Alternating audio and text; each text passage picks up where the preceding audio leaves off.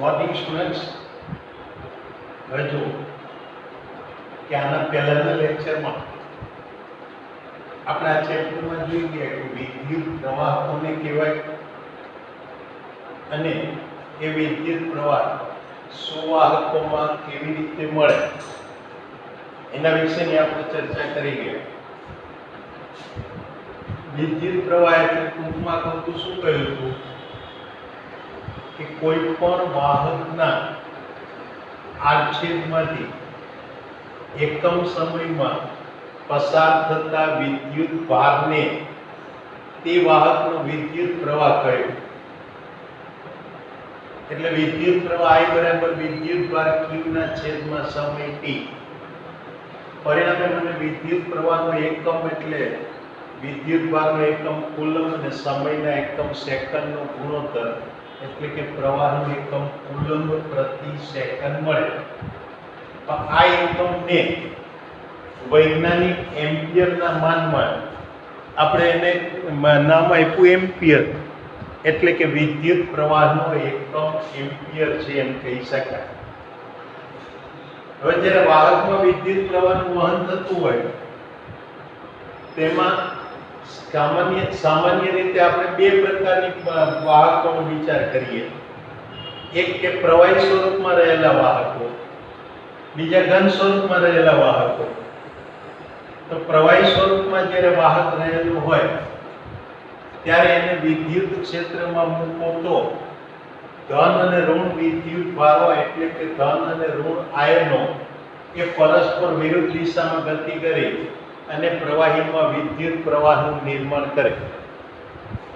જે આપણે અહીંયા આગળ વિદ્યુત કોષો માટેની વાતો ભણીશું ત્યારે જોઈશું, અથવા કેમિસ્ટ્રીમાં તમે સેલ કેમિસ્ટ્રી એટલે કે વિદ્યુત કોષનું રાસાયણ વિજ્ઞાન ભણશો ત્યારે એના વિશેની વાતો ભણશું.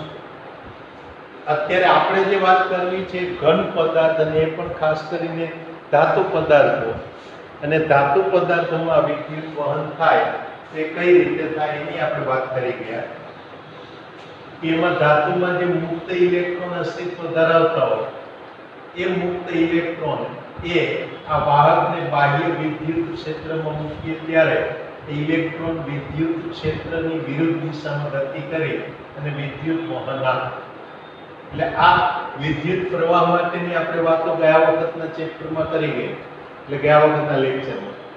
હવે જોઈએ કે એ વિદ્યુત પ્રવાહ માટેનો એક અગત્યનો નિયમ એટલે ઓહમનો નિયમ. તેમાં શું કહે છે જુઓ કે આ ધારો કે મારી પાસે આ કોઈ એક વાહક છે, આ એક વાહક કે જેની લંબાઈ L,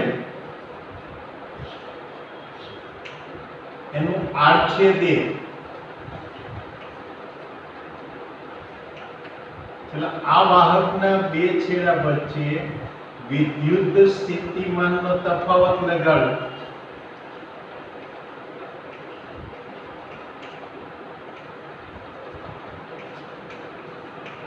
V જેટલો વિદ્યુત સ્થિતિમાનનો તફાવત લગાડો તો હવે આમાંથી વિદ્યુત પ્રવાહ પસાર થાય. ચલો એ વિદ્યુત પ્રવાહ જે છે એ વિદ્યુત પ્રવાહને હું I વડે દર્શાવું. તો અહીંયા સામાન્ય રીતે આપણે આમ કહી શકીએ કે જેમ જેમ આ વાહકના વિદ્યુત સ્થિતિમાનનો તફાવત વધે એમ ઘટના શું બને તો કે વિદ્યુત સ્થિતિમાનનો તફાવત એટલે એકમ ધન વિદ્યુત ભારને વાહકના એક છેડાથી બીજા છેડા પર લાવતા થતું કાર્ય છે. પરિણામે વિદ્યુત સ્થિતિમાનનો તફાવત વધે તો એ એકમ ધન વિદ્યુત ભાર પર થતું કાર્ય વધે, અને એ કાર્ય જે છે એ આ ધન વિદ્યુત ભારની ગતિ ઉર્જા સ્વરૂપે રૂપાંતરણ પામતું જોવા મળે. પરિણામે એની ગતિ ઉર્જામાં સતત વધારો થતો જાય. એટલે જેમ વિદ્યુત સ્થિતિમાનનો તફાવત વધુ એમાં વાહકમાંથી પસાર થયેલા વિદ્યુત ભારની ગતિ ઉર્જા વધારે કહી શકાય, અને વધુ ગતિ ઉર્જામાં કણ પસાર થતા હોય તે આપેલા વિદ્યુત ભારી કણ દળ તો અચળ હોય એટલે એની ગતિ ઉર્જા વધી, એનો અર્થ એ કે એની ઝડપ વધારે હોય, અને વધુ ઝડપથી પસાર થતા હોય તો વધુ સંખ્યામાં એક કણો ત્યાંથી પસાર થાય, એટલે કે પસાર થતો વિદ્યુત પ્રવાહ પણ વધે. આ એક આપણી સાદી ભાષામાં વાત કહી શકીએ. પણ આપણે આને આવે અત્યારે તેવી અગત્યતા આપવાની જરૂર નથી. આપણે તો માત્ર અહીંયા જે ભૂતકાળમાં આપણા વડીલો, આપણા પૂર્વજો જે માહિતી આપી ગયા છે એ જ માહિતીનો આપણે ઉપયોગ કરવાના. અને એ માહિતી આપણને કોણે આપી? તો કે ઓમ નામના વૈજ્ઞાનિકે. તો અહીંયા કહી શકાય કે આ ઓમના જણાવ્યા પ્રમાણે, એટલે ઓમ નામના વૈજ્ઞાનિકે સાબિત કર્યું કે, આપણે સીધો એનો હવાલો આપી દઈશું કે વાહકના વિદ્યુત સ્થિતિમાનનો તફાવત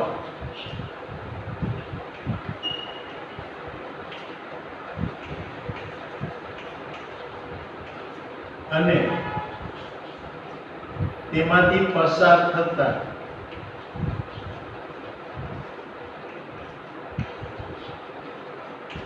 વિદ્યુત પ્રવાહ એકબીજાના સમપ્રમાણમાં હોય છે.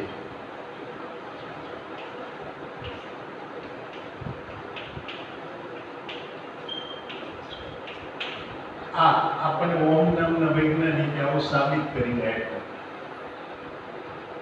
પરિણામે હું કહી શકું કે માટે અહીંયા વિદ્યુત સ્થિતિમાનનો તફાવત V સમપ્રમાણમાં ચાલે વિદ્યુત પ્રવાહ I, જ્યાં V એટલે વિદ્યુત સ્થિતિમાનનો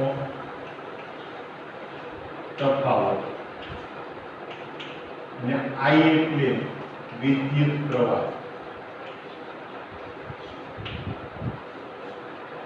તો હવે અહીંયા આગળ તમે જુઓ તો V અને I એકબીજાના સમપ્રમાણમાં છે. ગણિતમાં આપણે જાણીએ છીએ કે જ્યારે પણ બે વિધેયો એકબીજાના સમપ્રમાણમાં હોય અને સમપ્રમાણની નિશાની દૂર કરવી હોય તો મારે કંઈક અચળાંક મૂકવું પડે. એટલે માટે V બરાબર અહીંયા R into I, કે જ્યાં અચળાંક R ની વાહકનો અવરોધ કહેવાય.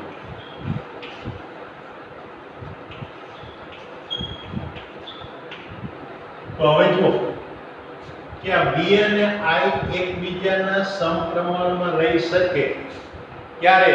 તો કે જો એ વાહકનો અવરોધ R અચળ રહેતો હોય તો. અને અહીંયા આપણે જોઈશું કે આ વાહકનો અવરોધ R એટલે કે આ વાહકનો અવરોધ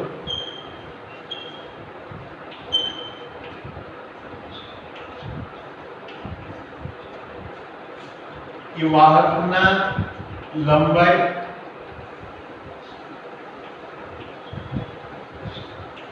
તેના આડછેદનું ક્ષેત્રફળ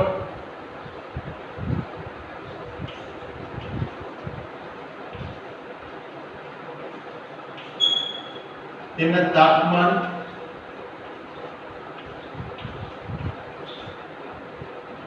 ઉપરાંત તેમાં રહેલી અશુદ્ધિ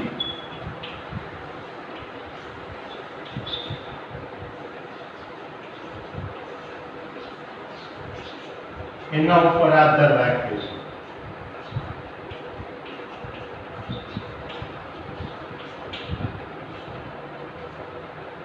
પરિણામ એ આવે કે જો આ સંબંધ સતત એક સરખો જળવાઈ રહેવા માટે અવરોધ R અચળ રહેવો જોઈએ.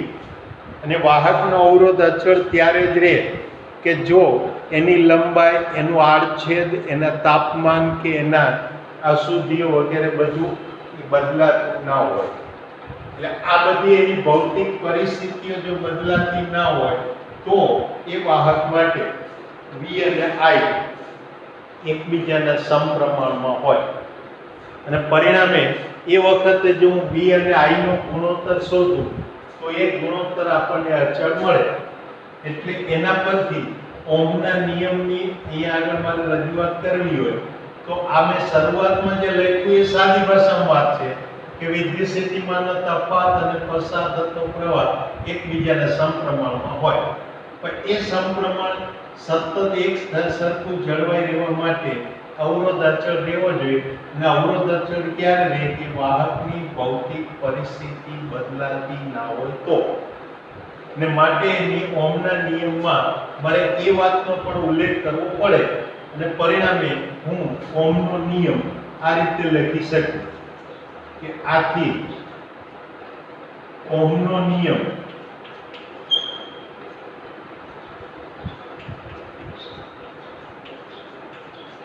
એ નીચે મુજબ લખી શકાય અથવા તો નીચે મુજબ મળે કે આપેલ ભૌતિક પરિસ્થિતિમાં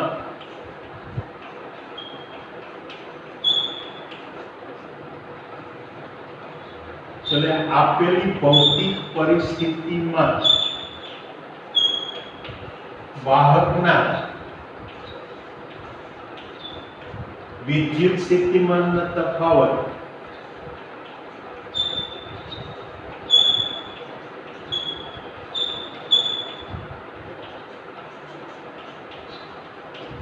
એટલે કે V અને વિદ્યુત સ્થિતિમાનનો તફાવત V એ તેમાંથી પસાર થતા વિદ્યુત પ્રવાહ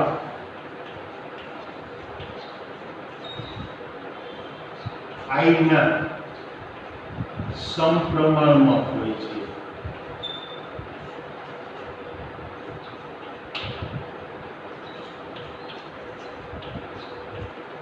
આને આપણે ઓહમનો નિયમ એ વધારે સચોટ રીતે લખી શકીએ.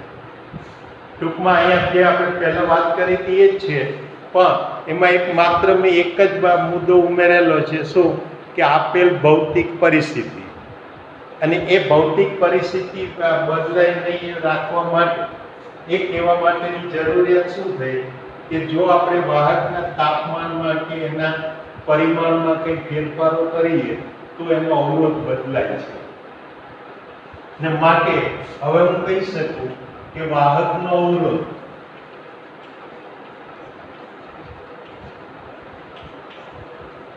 R બરાબર લખી શકાય V upon I. એટલે આ રીતે આ વાહકના અવરોધ માટેનું આ એક સમીકરણ લખી શકાય અને એ લખાય તો આના ઉપરથી કહી શકાય કે માટે અવરોધનો એકમ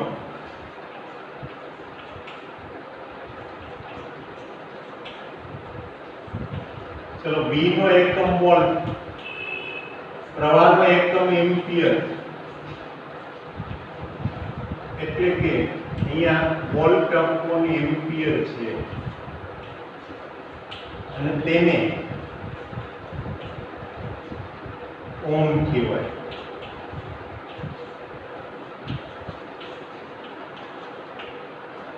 તેને આ સંકેત ગ્રીક આલ્ફાબેટનો ઓમેગા આ સંકેત વડે દર્શાવાય. એટલે આ રીતે વાહકનો જે એકમ છે એ અવરોધનો એકમ મને ઓહમ મળે. હવે અહીંયા આગળ એકમ ઓહમ મળે છે તો હવે હું કહી શકું કે અહીંયા સાબિત કરી શકાય કે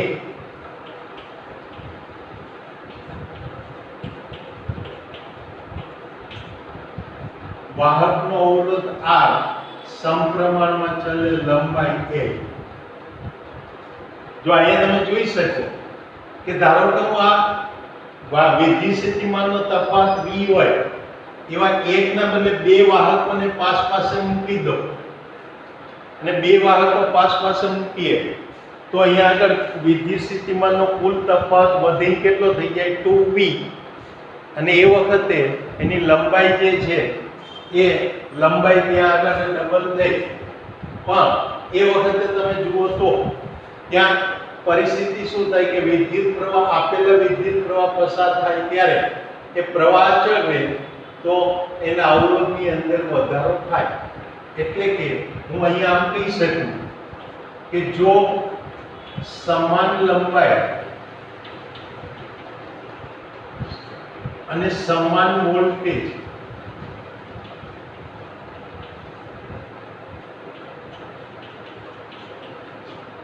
ધરાવતા બે વાહકોને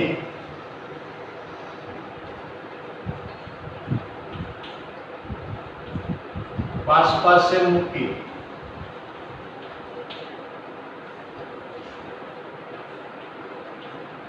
લંબાઈ 2 ગણી કરવામાં આવે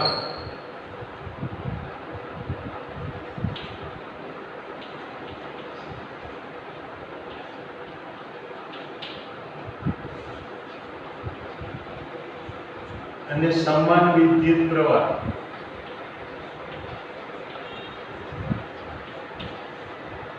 પસાર કરવામાં આવે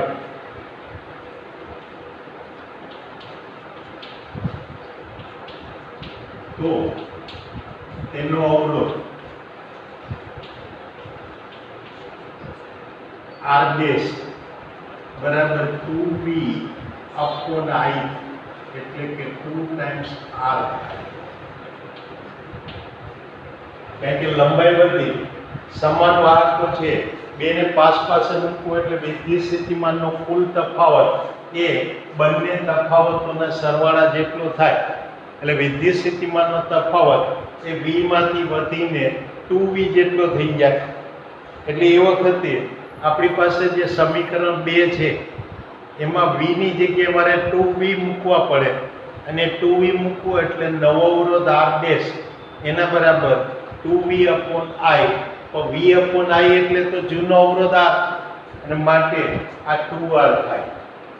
એ જ રીતે જો વાહકનું આડછેદ અડધું કરવામાં આવે,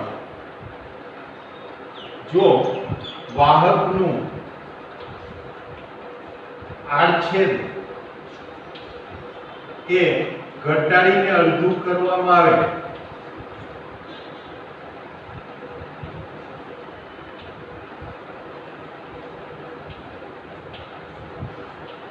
તેનો આડછેદ એનું ઘટી જાય, એટલે એ આડછેદમાંથી પસાર થતો વિદ્યુત ભારમાં પણ ઘટાડો થાય, એટલે કે વિદ્યુત પ્રવાહ ઘટી જાય.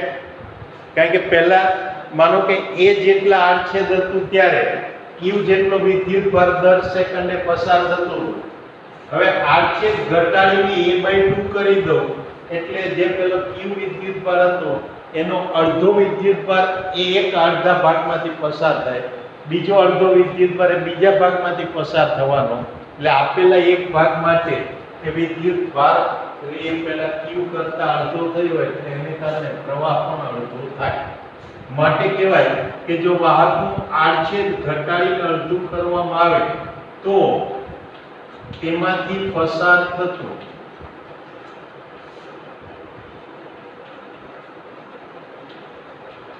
વિદ્યુત પ્રવાહ એ ઘટીને અડધો થઈ જાય, એટલે કે I/2 થાય. આથી વાહકનો નવો અવરોધ એટલે કે એનો અવરોધ એ R ડેશ બરાબર V ના છેદમાં I/2 એટલે કે 2V છેદમાં I એટલે 2R. અને પરિણામે આપણે કહી શકીએ કે માટે અવરોધ R સમપ્રમાણમાં ચલે લંબાઈ L, અને અવરોધ R એ વ્યસ્ત પ્રમાણમાં ચલે આડછેદ.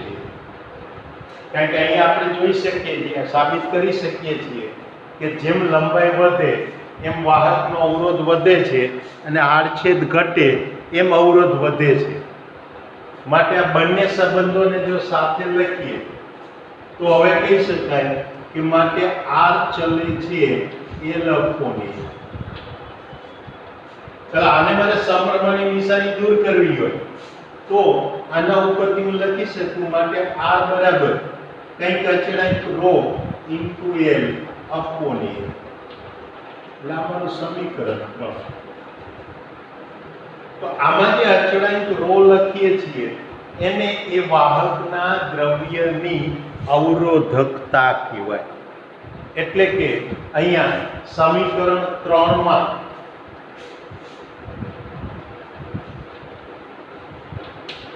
અચળાંક ρ ને વાહકના દ્રવ્યની અવરોધકતા કહેવાય.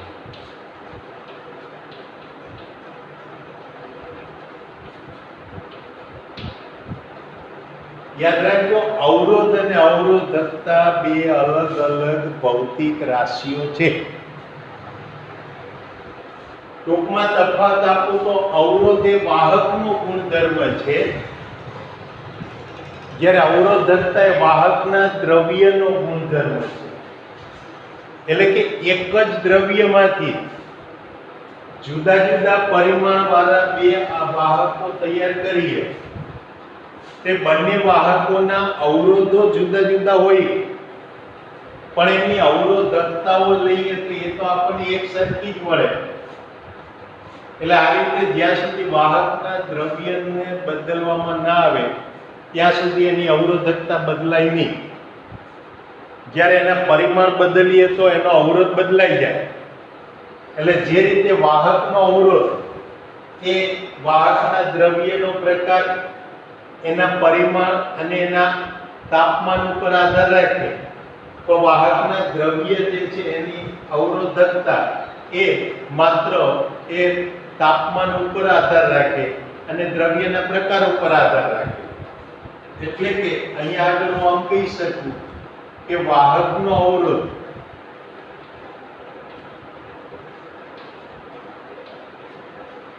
એ તેના દ્રવ્યના પ્રકાર,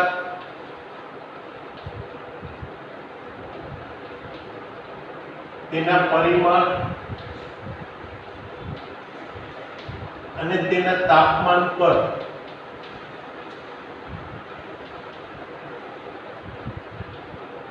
આધાર રાખે છે.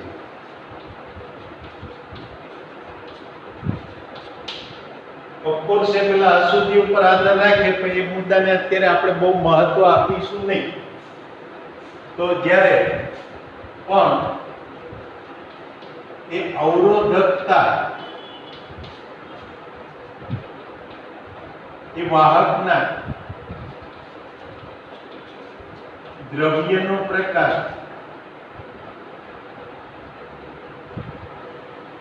વાહકના દ્રવ્યનો પ્રકાર અને તેના તાપમાન પર જ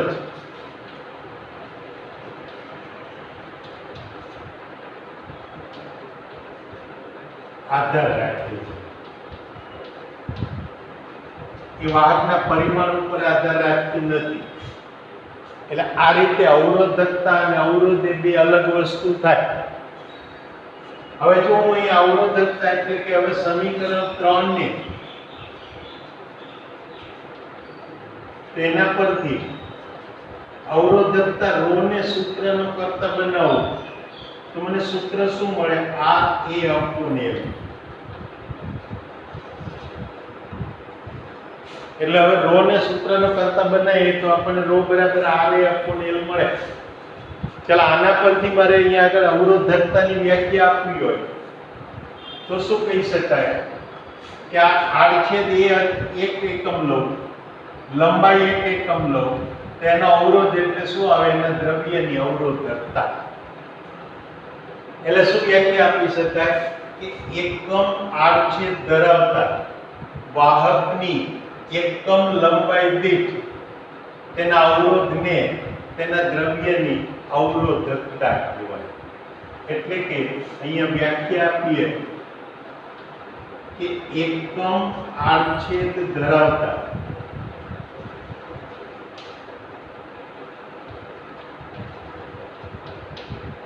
વાહકની એકમ લંબાઈ દીઠ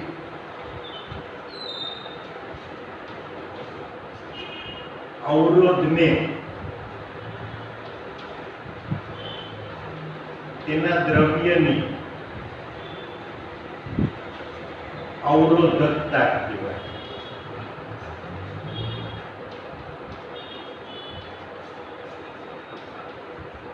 એટલે આ આપણને અવરોધકતાનો એકમ વ્યાખ્યા મળે. હવે જોઈએ તે અવરોધકતાનો એકમ લઈએ તો અવરોધનો એકમ એટલે ઓહ્મ. આડછેદનું ક્ષેત્રફળ એટલે મીટર સ્ક્વેર, છેદમાં લંબાઈ એટલે મીટર, એટલે એકમ મળે ઓહ્મ ઇન્ટુ મીટર. એટલે આને મારે લખવું હોય તો આમ લખી શકાય ઓહ્મ ઇન્ટુ મીટર. હવે જો અવરોધકતાનું વ્યસ્ત લઉં તો એને વાહકના દ્રવ્યની વાહકતા કહેવાય. એટલે અવરોધકતાના વ્યસ્તને એની વાહકતા કહેવાય. એટલે અહીંયા આગળ હું આમ કહી શકું કે વાહકની અવરોધકતા ના વ્યસ્તને એટલે કે 1/ρ ને તેના દ્રવ્યની વાહકતા કહેવાય.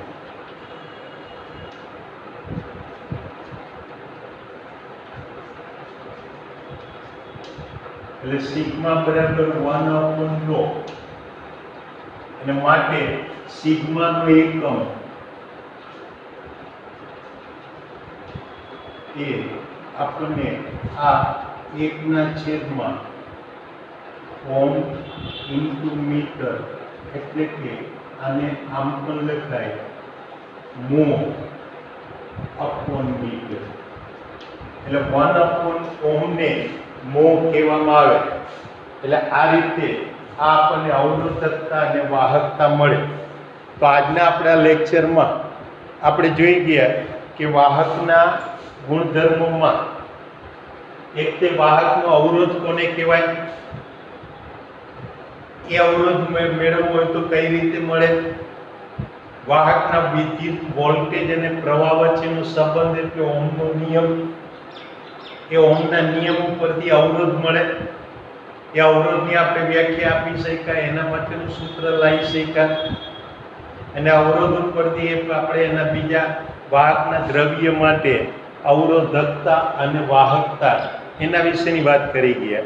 એટલે આ આપણી પાસે આજે આપણે આ ઓહ્મનો નિયમ, અવરોધકતા અને વાહકતા એના વિશેની વાત કરી. હવે આવતી વખતના લેક્ચરમાં આપણે જોઈશું કે આ વાહકતા અને વિદ્યુત ક્ષેત્ર એની વચ્ચેનો સંબંધ શું હોય. ઉપરાંત આપણે એક નવી ભૌતિક રાશિ એટલે કે વિદ્યુત પ્રવાહ ઘનતા એની વ્યાખ્યા આપીશું. તે વિદ્યુત પ્રવાહ ઘનતા, અવરોધક વાહકતા અને વિદ્યુત ક્ષેત્રની તીવ્રતા એની વચ્ચેનો સંબંધ કયા પ્રકારનો હોય એ આપણે આવતી વખતના લેક્ચરમાં જોઈશું. એટલે અત્યારે આજના આપણા લેક્ચરમાં એટલે કે આપણું આ બીજું જે લેક્ચર છે એ લેક્ચરમાં આપણે આટલી વસ્તુ અહીંયા જોઈ ગયા. હવે આવતી વખતે મળીએ, ત્યાં સુધી રજા લઈશું. આવજો, ગુડ બાય.